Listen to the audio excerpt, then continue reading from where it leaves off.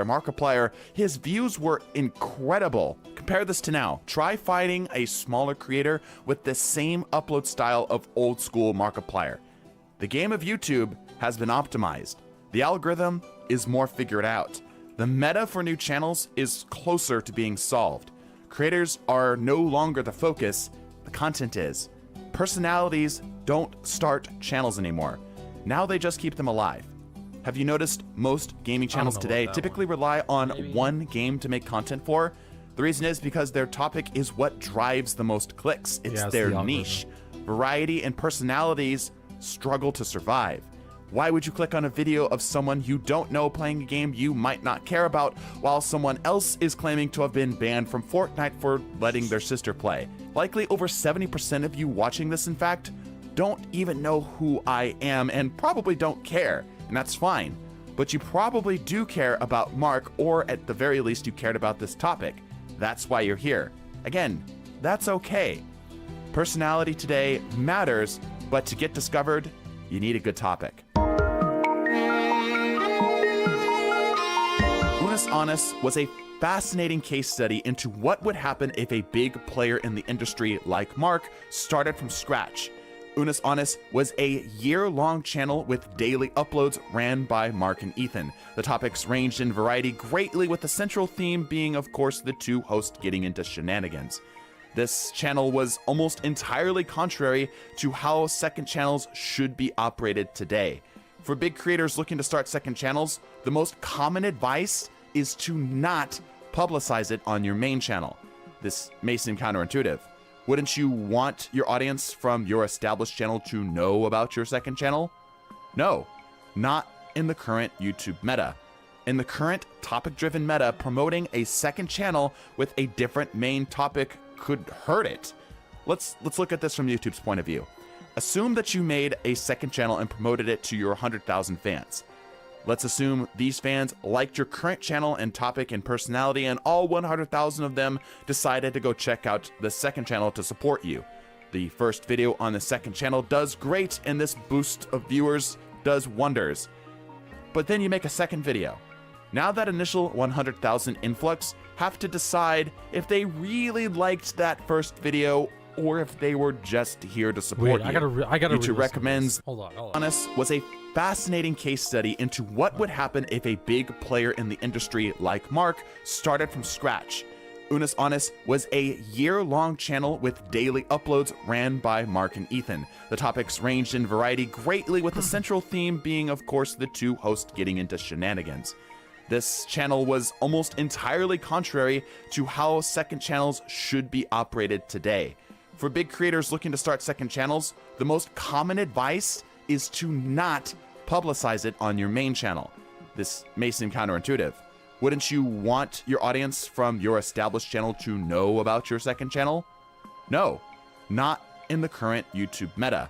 In the current topic-driven meta, promoting a second channel with a different main topic could hurt it. Let's look at this from YouTube's point of view. Assume that you made a second channel and promoted it to your 100,000 fans. Let's assume these fans liked your current channel and topic and personality, and all 100,000 of them decided to go check out the second channel to support you. The first video on the second channel does great, and this boost of viewers does wonders. But then you make a second video. Now that initial 100,000 influx have to decide if they really liked that first video or if they were just here to support you. YouTube recommends that second video, but only 20,000 watch it this time. To YouTube, that's 80,000 people who didn't like the video. So why would they keep recommending a video that not even the most dedicated fans want to watch? But even in the far more unlikely scenario that all 100,000 of them watch the next video, what does YouTube know about this audience? Well, the most common data point that YouTube knows about it is that they all shared one viewer point, and that's your main channel. The data YouTube is getting is wildly confusing, contradictory, and historically, this has led to second channels quickly dying. From experience with a one-topic channel, that channel being Destiny 2, I can tell you from insider experience, almost every major Destiny 2 creator has a side channel they made that you never found out about. Why? because today it is far more effective to let YouTube grow your channel naturally from the ground up around the topics of that channel than to rely on personality and viewership relationships to carry your viewership. I love Unis Honest, but part of me wonders if no one knew who Mark was, would it have been as successful to get even a quarter of its views? Regardless of what the video was titled, Mark was the actual topic. A topic only possible because of Mark's legendary and well-deserved status.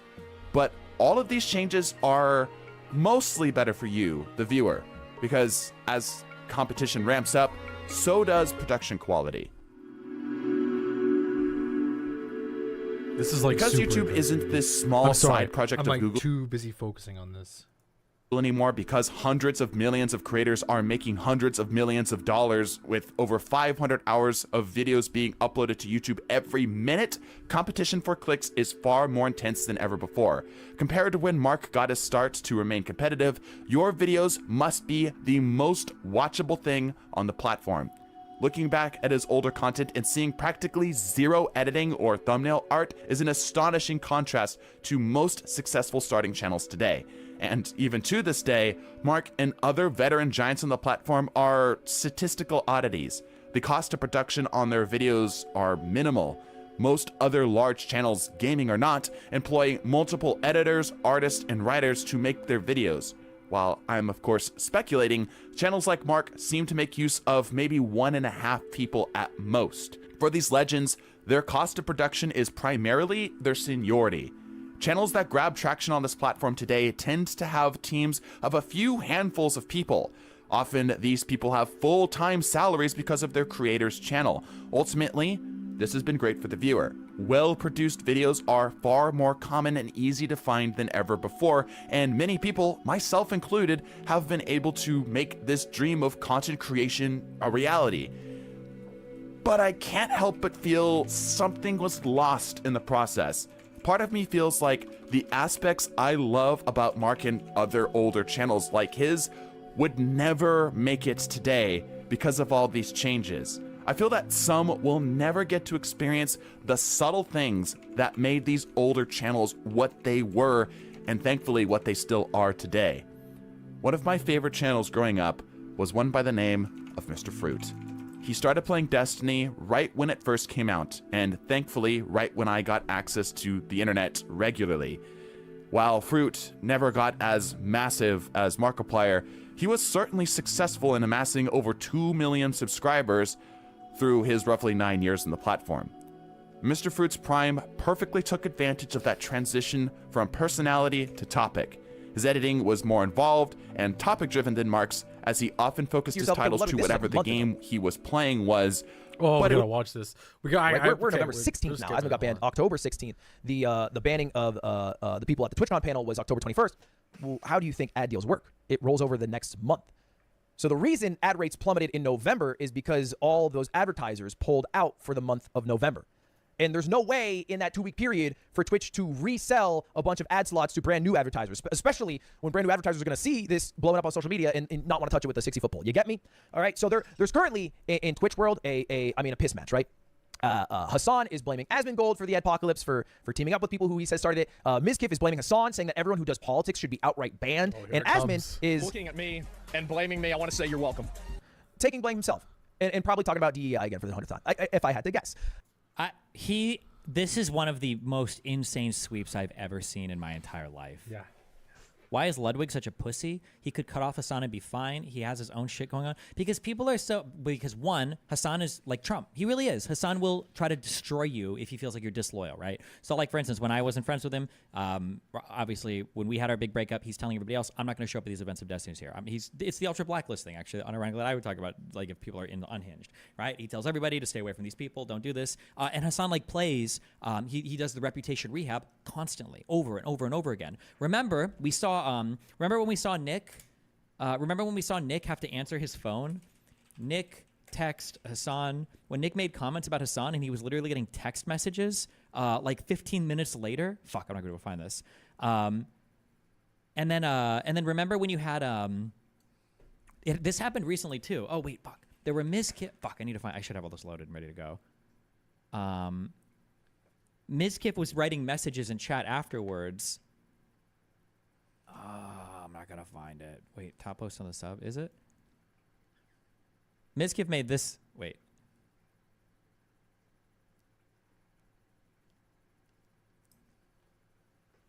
How is he doing that? He's snapping it. Mizkif made this comment.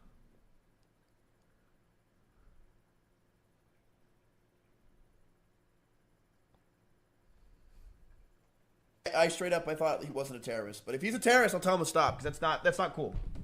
Like El terrorist. Our superior. I used to It's love debatable. Fireship. Oh well, he's bad at debate, so he's definitely a terrorist. Was it this? Wait, no, fuck. There was another one. Fuck. I don't care. I think Mizkif said something about they should ban all politics or something like that because of whatever had happened. And then, like, I think a little bit later, Mizkif is in his chat, typing in his chat. Yeah, I agree. I don't know. I didn't feel like I said shit. Wait, I'm confused. Is what I said about the politics thing mean to Hassan? Isn't it just the most obvious take? That if we're losing all ads and Twitch fails equals ban politics? So, like, obviously Hassan started messaging Mizkif being like, bro, why are you shit-talking me on stream? What the fuck, dude? And then the same thing happened with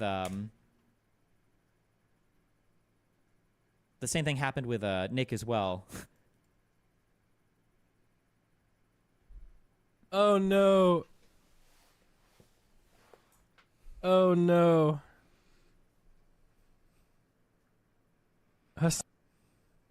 Bro, why is the Hassan Reddit... messaged me.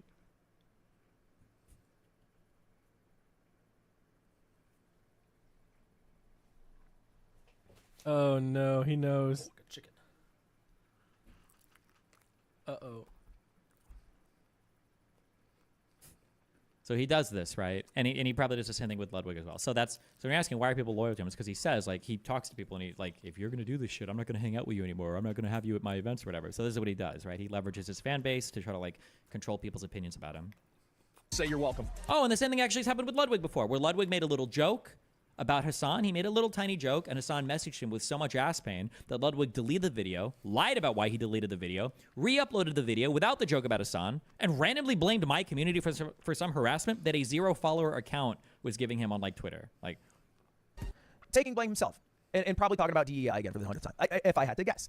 Now, what is Twitch doing about it? Twitch has done two main things. The first one is they're trying to have the most perfectly crafted, curated conduct policy to be able to catch all things that could offend anyone and make advertisers as happy as possible. And that's not true. Twitch already has a policy that's fine with this. The reality is that on Twitch, he's going to say the exact same thing I said. Racist towards white people, sexist We towards just men, watched this, so I'm and excited. bigoted towards Jews. That's the answer. That's the answer. It's plain and simple. And that very simple explanation literally encapsulates the entirety of everything that's happened over the past few weeks. That's everything, really. Truly, that encapsulates everything.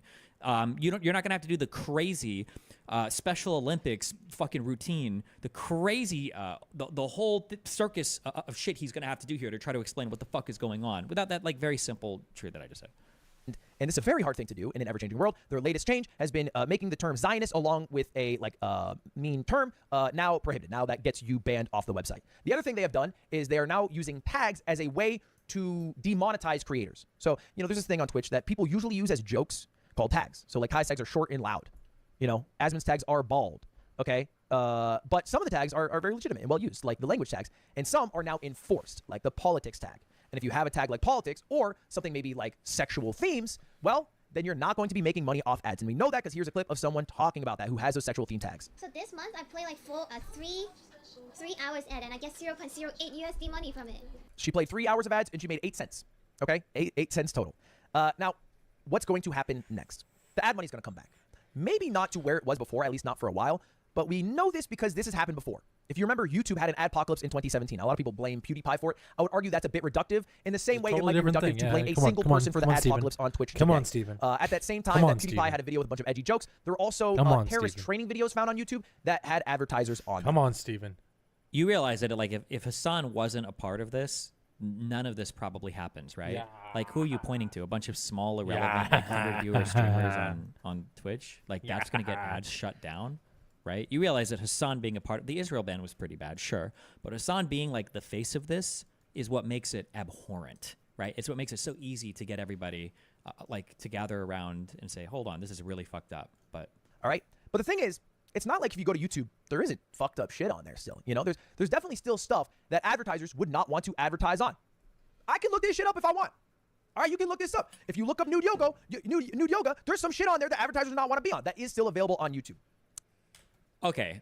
August can correct me if I'm wrong, but this seems especially disingenuous for Ludwig to bring up because on YouTube, you can target your ads like crazy, number one. Yeah, and number two, yeah. YouTube Come on, religiously checks for exactly what offensive I'm or saying, inappropriate bro. content, and it will Literally, de-ad a exactly. video in Called ways it. that Twitch never does. August can Called it. tell me if I'm wrong on that, but like I can go through my YouTube. Almost all of my live streams, for instance, get demonetized because I end up bringing up like edgy shit, and I get email. I get basically get an email every single night saying as much like, "Hey, this live VOD got demonetized." It's like, "Oh yeah, okay, that happens." I just know that happens because I'll like swear or I'll bring up something edgy or whatever. Him like. Oh, he's gonna go into how YouTube does it. Oh, okay. So like I think you feel a little bit safer on YouTube because you have a lot more control over how your advertisements are displayed. You look up nude yoga, there's some shit on there that advertisers do not want to be on. That is still available on YouTube. Because there platform should just be stuff that advertisers want to see. We should not become Coco Melon TV on every single platform. In the same way that not everything on a platform should be only things advertisers don't want. Like, well, let's be frank, kick. Okay, you don't want both of those realities. You need a mix. But to have a mix, you need on Twitch, the biggest problem that I see is the only way they have to punish people, or the main way they've had to punish people, is a ban. And a ban is very strict. It is 100 to 0. Turn the water off. Okay? You cannot make any content at all anymore, at all, ever. All right? That's a little bit strict. On YouTube, they have a pretty good system. You've probably heard of it, right? Most videos, if everything's good to go, they're monetized. Okay? Maybe that's what the green money sign is. Maybe you have the gray money sign. That means you didn't monetize it. Okay? You just didn't monetize that shit. Red means you can't monetize it. Now, this could be for copyright or because maybe what the content is about. That's what the red is. You can't monetize it. And then there's yellow, which is this video in YouTube, if you ever ask them, will always say this, is not being suppressed by the algorithm, but will not be shown to advertisers. Now, YouTubers will always tell you that if it has the yellow money You're sign, fucked. it is being suppressed. The views are worse. YouTube says the opposite, but fact remains, this does not make money. The advertisers will not go in this video. Yeah. Now, there's another section, which is yellow. To be clear, there's more that you can do for on Twitch as well. For instance, if somebody makes comments about Kyle Rittenhouse or whatever, I didn't get banned for those. I got departnered. So you can do that. Another thing you could do is you could restrict a person's ability to just run advertisements on a channel if you wanted to do that. Another thing you could do is take away special CPMs for people to discourage them from running ads. I guess you want, I don't know if you want to do that, but like there are other things you can do besides just banning someone. Twitch does have options. They just don't use them or explore them. Well, I guess they did for me because they departnered me before they banned me. With the 18 plus. So not only can they not be monetized, the channel must be 18 plus to watch. Those do get suppressed, obviously, because it's just being shown to less people total. But this is the system that YouTube uses now. And it spawned, in part, from the adpocalypse. As opposed to all content being equal and being able to be monetized just based off those three factors, views, ad density, where the viewers are from, is now also based off what the content of what the contents of the content is. You get me? And Twitch hasn't had a good way to do that. I think this tag system is also not the best way to do that. Wait, but that's not what's going on right now. Like, I don't know if that would matter. I don't know if advertisers would want to be on a site that is encouraging people to share terrorist propaganda as long as their ad isn't running specifically on their videos. I'm not sure if that's the case, right? Because people can lie quite easily about tags, and tags are seen as a bit of a joke. So imagine if you had to do on Twitch, is what I think they should do. The same thing you have to do on YouTube when you upload a video. When you start up a stream, you have to do this. So when you upload a YouTube video, first He's not gonna mention anything about Hassan. That's so crazy to me. Literally, people in Congress like writing letters and shit to fucking. God, like he's stealing my writing letters takes to work committees in and stuff chat and live. on Twitter and What a and loser. the ADL and the specific mad. and all that, and he's not going to say a single thing about it. That's actually insane to me. first thing you have to do, does it have paid advertising? You have to disclose, right? This is required. They instantly make you do that. I think that'd be a good thing. All right, if I want to monetize it, yeah, I want to make some money. Let's make some money. Fuck it. It'll make you go to an ad suitability form. And basically, I have to fill out, okay, do I have some censored profanity or words like hell or damn? Did I say bitch, douchebag, or asshole? Yeah, I did do that. Okay. Does it have adult sexual content? Okay. Yeah, I had romance and kissing. Okay.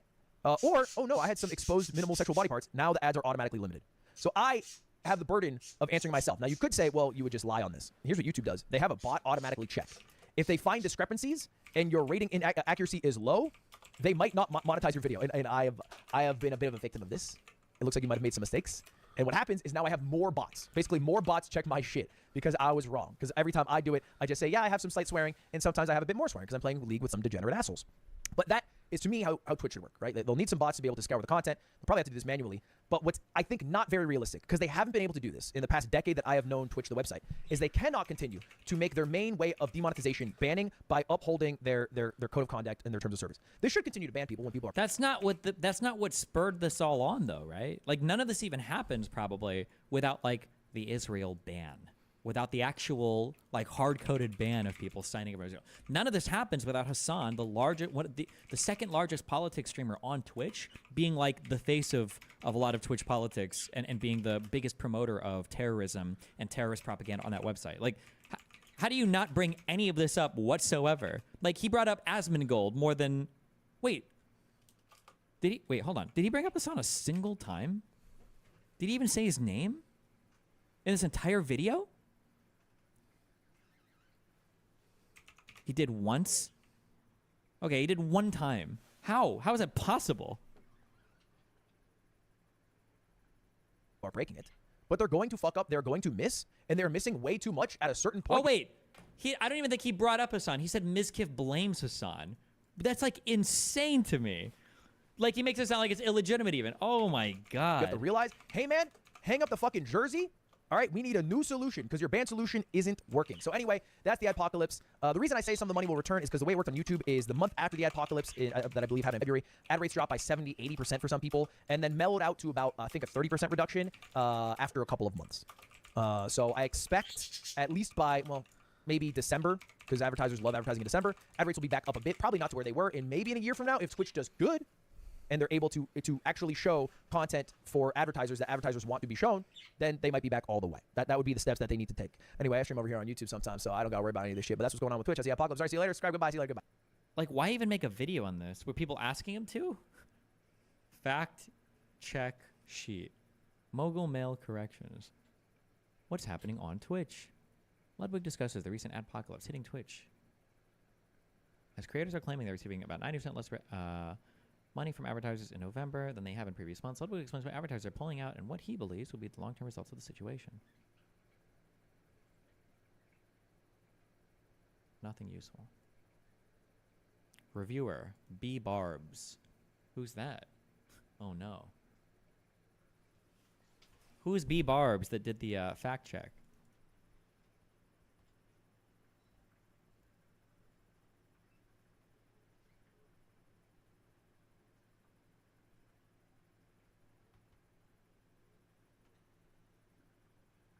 Mod of his? I want to know their background. Just kidding. What a crazy...